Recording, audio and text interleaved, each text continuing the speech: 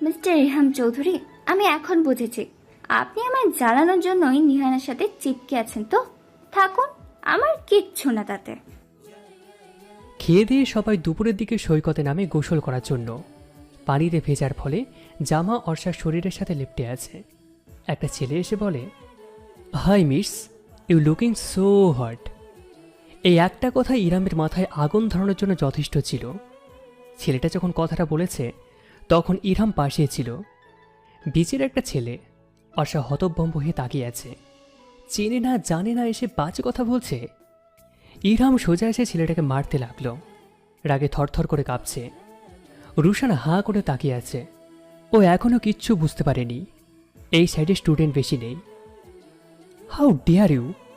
আমার বউকে এসে বাজে কথা বলছিস? আমার জানের দিকে বাজে নজরে তাকিয়েছিস? I will kill you. ছেলেটাকে আর মারলে হয়তো মরে যাবে। অর্ষা ইরহামের এমন রূপ প্রথমবার দেখছে। রুশান ইরহামকে আটকিয়ে বলল, স্যার, আর মারবেন না, আর মারলে হয়তো মরে যাবে। ছেলেটাকে তার বন্ধুরা এসে নিয়ে যায়। অর্ষা থরথর করে কাঁপছে। ইরহামের রাগ এখনো কমছে না।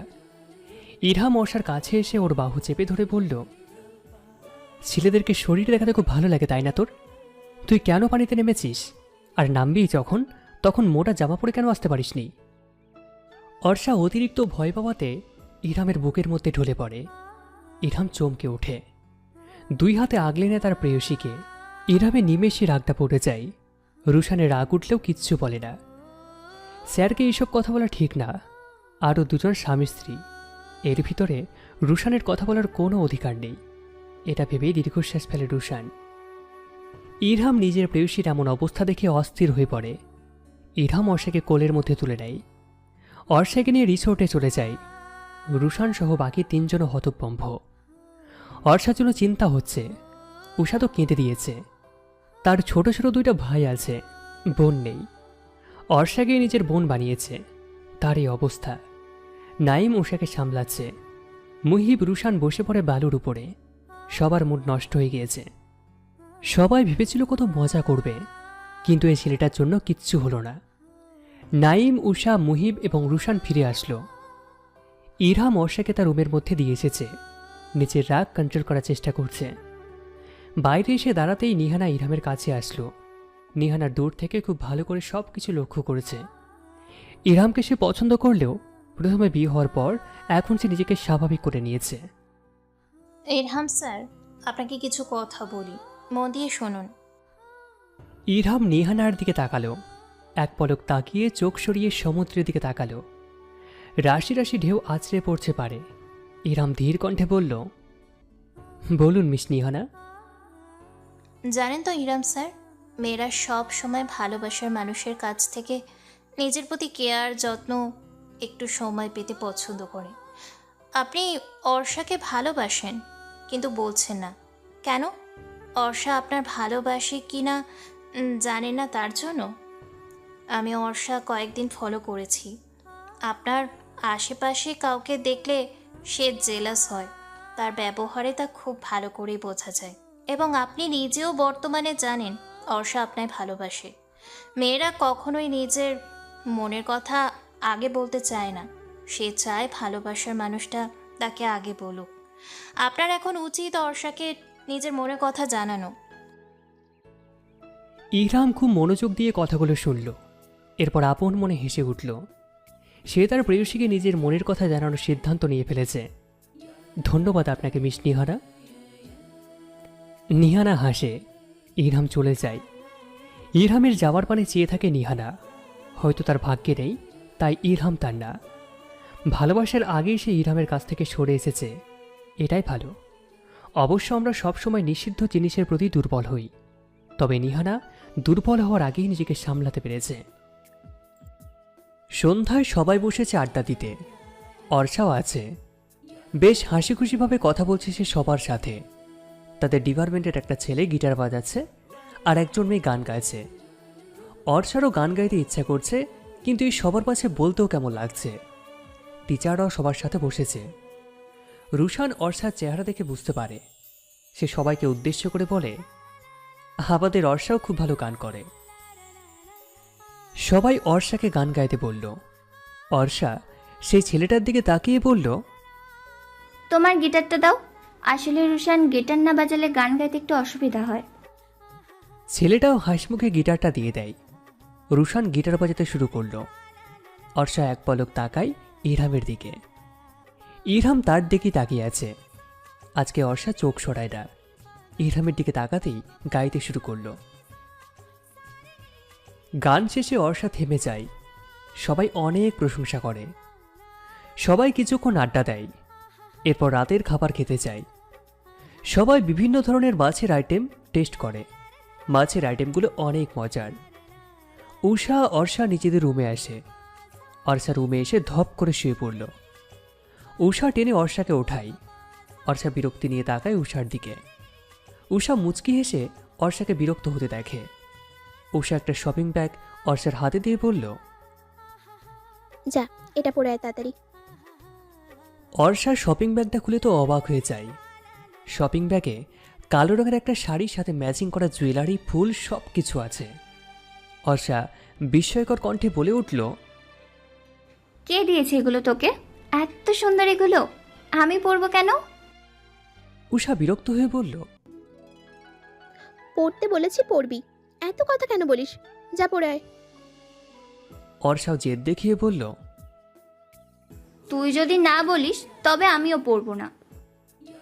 ইরহাম স্যার নিহানা ম্যামকে প্রপোজ করবে, তাই আমাদের সবাইকে ভালো জামা কাপড় পরে যেতে বলেছে। হয়েছে তোর, যা এবার। অর্ষা আকাশ থেকে পড়ল। ইরহাম নিহানাকে প্রপোজ করবে শুনে মাথায় আগুন ধরে যায়। কিন্তু মনে মনে কিছু একটা ভেবে বাঁকা হেসে রেডি হতে চলে যায়। উষা হাসে। বোকা মেয়ে বুঝতে পারল না সে মিথ্যা বলেছে। অর্ষা শাড়ি পরে বের হতেই উষা মুগ্ধ হয়ে যায়। অর্ষাকে শাড়িটা পরে অসম্ভব সুন্দর লাগছে। উষাও একটা শাড়ি পরেছে। অর্ষা সাজতে বসেছে। উষা ভেবে পাচ্ছে না অর্ষারা তো সাজার কারণটা কি, কিন্তু এতটুকু জানে এই মেয়ে অকারণে কিছু করে না, কারণেই করছে। অর্ষা রেডি হয়ে উষার সাথে বাইরে বের হয়। দূরে ইরহামকে কালো পাঞ্জাবি পরে দাঁড়িয়ে থাকতে দেখে। নিহানাকেও নিজের রুম থেকে বের হতে দেখে। অর্ষা সব থেকে অবাক হয় রুশান, মুহিব আর নাইমকে ইরহামের সাথে দেখে। রুশান তো হেসে হেসে কথা বলে যাচ্ছে। অর্ষা মনে মনে ভীষণ ক্ষুব্ধ হয় রুশান, মুহিব, নাইমের উপরে। আশেপাশে কাউকে দেখতে পায় না অর্ষা। রাতে অবশ্য কারো থাকার কথাও না। এখন রাত 12টার উপরে বাজে। অর্ষা কিছু দূর আসতেই ইরহামকে দেখতে পায় না। হঠাৎ কেউ পিছন থেকে চোখ বেঁধে দেয় আর কোলের মধ্যে তুলে নেয়। অর্ষা ভয় পেয়ে লোকটার কলার খামচে ধরে। লোকটার পারফিউমের ঘ্রাণটা অনেক চেনা অর্ষার কাছে। ইরহাম এই ব্র্যান্ডের পারফিউম ইউজ করে। অর্ষা রেগে ইরহামকে বলল, নামান আমাকে। কোথায় নিয়ে যাচ্ছেন আমায়? অসভ্য পুরুষ মানুষ, আমার নামান। ইরহামের বুকে কিল থাপ্পড় ঘুষ মেরে যাচ্ছে অর্ষা। এতে ইরহামের কোনো হেলদোল নেই। অর্ষা হাত পা ছোড়াছুড়ি করতে থাকে নামার জন্য, কিন্তু ইরহাম তো ইরহামই, সে কি ছাড়ার মানুষ? আরও শক্ত করে ধরে। অনেক সময় হাঁটার উপর এক জায়গায় অর্ষাকে দাঁড় করিয়ে দেয়। ইরহাম একটু একটু করে দূরে সরে যায় অর্ষার কাছ থেকে। অর্ষা ভয় পেয়ে যায়। দ্রুত চোখ থেকে কাপড়টা সরিয়ে ফেলে। সামনে তাকাতেই এমন দৃশ্য দেখে যা কল্পনাও করতে পারেনি অর্ষা। তার সামনে ইরহাম হাঁটু মোড়ে এক ঝুড়ি চুড়ি নিয়ে, যার ভিতরে বিভিন্ন রঙের চুড়ি আছে। সে দাঁড়িয়ে গোলাপের পাপড়ির উপরে। ইরহাম অর্ষার ভাবনার মাঝেই বলে উঠল, জানি না কবে কখন কিভাবে ভালোবেসেছি তোমায়, শুধু এতটুকু জানি ভালোবাসি ভীষণ, ভীষণ ভালোবাসি তোমায়। I love you so much. তোমার চোখের প্রেমে পড়লেও ভালোবেসেছি নিজের অজান্তে। তোমার দুষ্টুমি, তোমার রাগ, সব কিছুকেই ভালোবাসি আমি। প্রেয়সী, তোমার হাতের চুড়ির ঝনঝন শব্দ আমার বুকে ঝড় তুলে দেয়। তোমার এই তীক্ষ্ণ চাহনি আমাকে মাতাল করে দেয়। হবে কি আমার সুখ পাখি, আমার মনের রাজ্যে রাজরানী? অর্ষা তো ঘোরের মধ্যে আছে। ইরহামের কথাগুলো কানে পাচ্ছে এখনো তার। মুখ দিয়ে কোনো কথা বের হচ্ছে না। স্থির দৃষ্টিতে তাকিয়ে আছে ইরহামের মুখ পানে। ইরহাম অর্ষার অবস্থান বুঝতে পারে। মৃদু হেসে উঠে দাঁড়ায়। অর্ষার কাছে এসে ওর হাতে ছুরি থেকে এক সেট কালো রেশমি চুড়ি নিয়ে পরিয়ে দেয় তার হাতে। অর্ষার ঘোর কাটে। ও রেগে ইরহামকে ধাক্কা দিয়ে বলল, অসভ্য পুরুষ মানুষ একটা। দরকার নেই আপনার ভালোবাসা আমার। নিহানা আর সেদিন হাত ধরে একটা মেয়েটাকেই ভালোবাসি বলুন। ইরহাম ঠোঁট প্রসারিত করে হাসে। অর্ষা যে অভিমান করে কথাগুলো বলছে খুব ভালো করে জানে সে অর্ষার দিকে ঝুঁকে মাতাল করা কণ্ঠে বলে উঠল, আর ইউ জেলাস জান? I know you love me so much বউ। অর্ষা অন্যদিকে তাকিয়ে বলল, মোটেও না। আমি কেন জেলাস হব? আমি তো আপনাকে ভালোবাসি না। আপনাকে ভালোবাসার অনেক মানুষ আছে, জানি আমি। তাদের কাছে যান। ইরহাম নিজের ঠোঁট কামড়ে হাসে। অর্ষা আরও একবার প্রেমে পড়ে ইরহামের। ইরহাম অর্ষার কোমরে হাত দিয়ে টেনে নিজের কাছে আনে। দুজনের মাঝে দূরত্ব ঘুচিয়ে ফেলে। অর্ষার হার্টবিট বাড়ছে, শরীর কাঁপছে। ইরহাম প্রেয়সীর কপালে কপাল ঠেকিয়েছে। ইরহামের তপ্ত নিঃশ্বাস অর্ষার মুখের মধ্যে আছড়ে পড়ছে। তোমার ওই কাজল কালো চোখ আমাকে মাতাল করেছে প্রেয়সী। অর্ষা টেনে টেনে বলল, দূরে সরুন প্লিজ। ইরহাম অর্ষাকে কোলের মধ্যে তুলে নেয় এবং চেয়ারে বসিয়ে দেয়। রুশান, নাইম এবং মুহিব অনেক কষ্টে ডেকোরেশন করেছে। এখানে ক্যান্ডেল লাইট ডিনারের ব্যবস্থা করেছে। অর্ষার চোখ জুড়িয়ে যায় এই সমস্ত ডেকোরেশন দেখে। ইরহাম হাঁটু মুড়ে অর্ষার সামনে বসে বলল, জান প্লিজ উত্তরটা দাও। জান শব্দটা অর্ষার মনের মধ্যে ঝড় তুলে দেয়। নেশাক্ত কণ্ঠ ইরহামের। অর্ষা নিজেকে সামলাতে কষ্ট হয়। সে এই মানুষটাকে ফেরাতে পারবে না। অর্ষা চোখ বন্ধ করে বলে উঠল, আমিও ভালোবাসি আমার অসভ্য পুরুষকে। আমি আপনার মনের রাজ্যের রানী হয়ে থাকতে চাই আমার জীবনের শেষ নিঃশ্বাস পর্যন্ত। ইরহাম উঠে নিজের ওষ্ঠদয় অর্ষার কপালে ছোঁয়ালো। অর্ষা শিউরে ওঠে। এরপর ইরহাম অর্ষাকে কোলের মধ্যে তুলে নিয়ে বীচের মধ্যে নিয়ে আসে। বাতাসে অর্ষা চুলকুলে উঠছে। ইরহাম মুগ্ধ হয়ে নিজের প্রেয়সীকে দেখছে। অর্ষার কোমর চেপে ধরে নিজের কাছে নিয়ে আসে ইরহাম। অর্ষা ইরহামের বুকের মধ্যে মাথা রাখে। অর্ষার শান্তি লাগছে ইরহামের বুকের মধ্যে মাথা রেখে। আমায় ছেড়ে যাবেন না প্লিজ, কখনো থাকতে পারবো না। তোমাকে ছাড়ার কথা ভাবার আগে মৃত্যু হোক আমার। তুমি চাইলেও আমার সাথে থাকতে হবে, আর না চাইলেও। ভালোবাসি তোমায়। নিজের ভালোবাসাকে কিভাবে নিজের কাছে রাখতে হয় তা আমি খুব ভালো করেই জানি। দুজন রাতের সমুদ্রবিলাস করে রুমের মধ্যে আসে। আজকে অর্ষা ইরহামের সাথেই থাকবে। উষার সাথে যে নাইম আছে তা খুব ভালো করেই বুঝতে পেরেছে, তাই ইরহামের সাথে থাকার সিদ্ধান্ত নিয়েছে। রুমে এসে অর্ষা বিপদে পড়ে যায়। সে তো ভারী শাড়ি পরে ঘুমোতে পারে না। কি করবে এখন? মিস্টার অসভ্য পুরুষ, আমি ঘুমাবো কি করে ভারী শাড়ি পরে? আচ্ছা, আমি অসভ্য পুরুষ? হ্যাঁ, তা নয় তো কি। আপনি কি সাধু পুরুষ নাকি? হুটহাট কোমর জড়িয়ে ধরে এই করেন ওই করেন। ইরহাম অর্ষার দিকে এগোতে এগোতে বলল, কি করি বলো? অর্ষা পেছাতে পেছাতে দেওয়ালের সাথে পিঠ ঠেকে যায়। অর্ষা তুতলিয়ে বলল, দেখুন, এগোবেন না মোটেও। দূরে সরুন।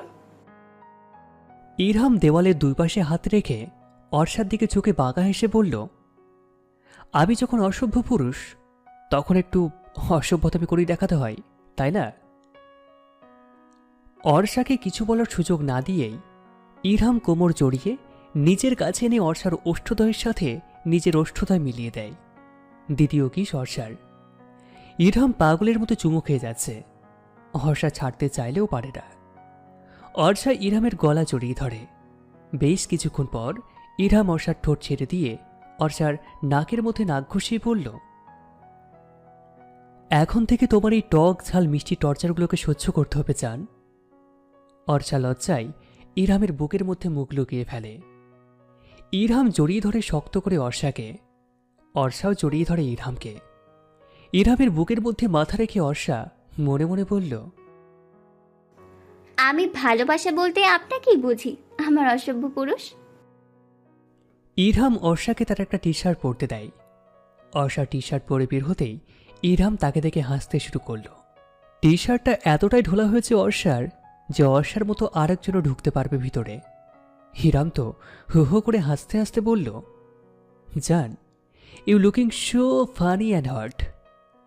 অর্ষা রেগে ইরহামের দিকে বালিশ ছুঁড়ে মারতে থাকে। ইরহাম তবুও হাসতে থাকে। অর্ষা ইরহামকে মারতে মারতে ইরহামকে নিয়ে বিছানায় পড়ে যায়।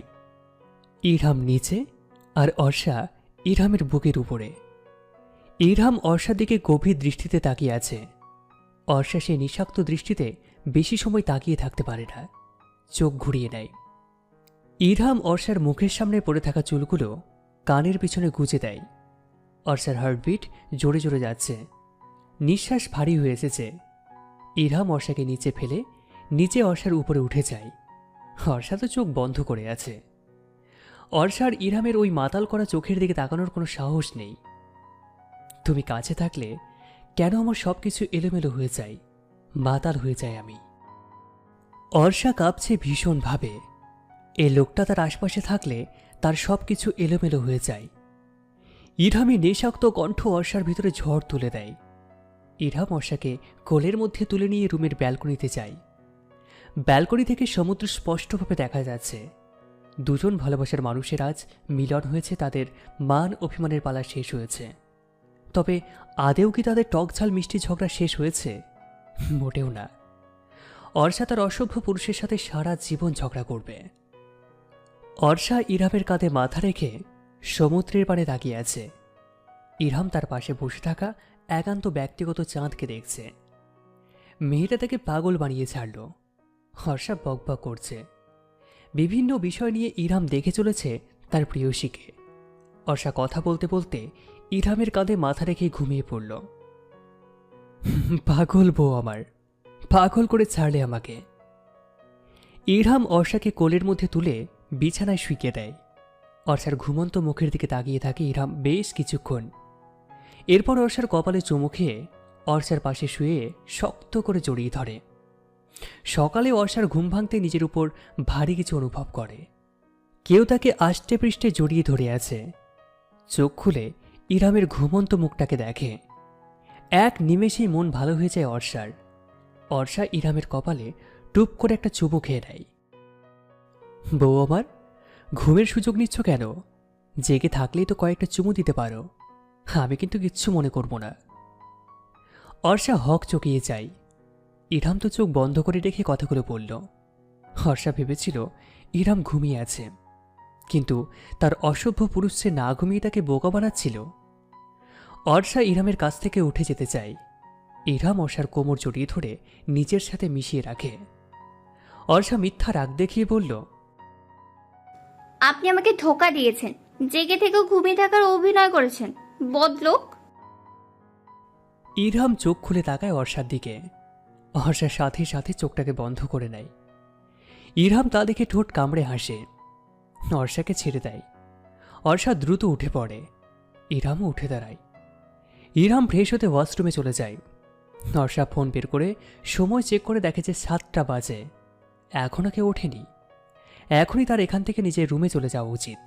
যদিও তারা হাজব্যান্ড ওয়াইফ, তবু সবার সামনে ইরহামের রুম থেকে বের হতে অর্ষার অস্বস্তি হবে।